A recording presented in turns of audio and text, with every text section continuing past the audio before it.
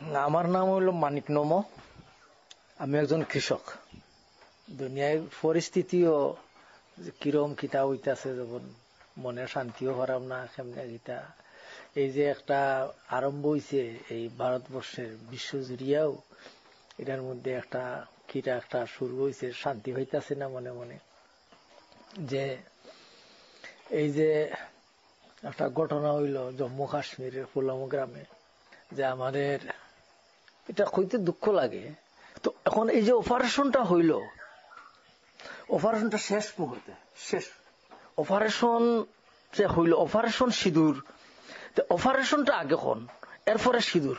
অপারেশনটা হইল লাস্ট মোমেন্টে, এখন আর রক্ষা নাই।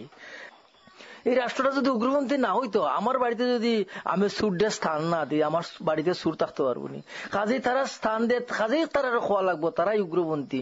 এবং এই যে যারা আজকে যারা এই যে আমাদের দেশের বীরঙ্গনা যে দুইটা মেয়ের যে কিবা আকাশবাণীতেও কয়, এই যে সুফিয়া কুরেশি একজন মুসলিম মহিলা, মুসলিম মাইয়া, ওইয়া যে বীরঙ্গনা তারা দেখাইলো আমাদের এই ভারতবর্ষের যে বীরত্বটা দেখাইলো আকাশের উপরে, তারা আকাশের উপরে আর আমরা ঘরের উপরে বিছনার উপরে ঘুমাই ঘুমাই স্বপ্ন দেখতাছি। আর তারা কই মরণাপন্ন, কোন সময় একটা ঝলকের মধ্যে তারা প্রাণ যাইতে পারে।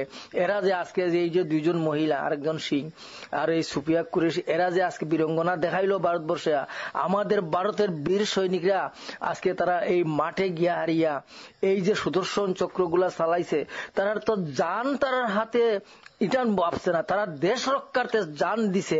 আর আমরা বাড়িতে বুঝা হারি নানান সমালোচনা করতেছি।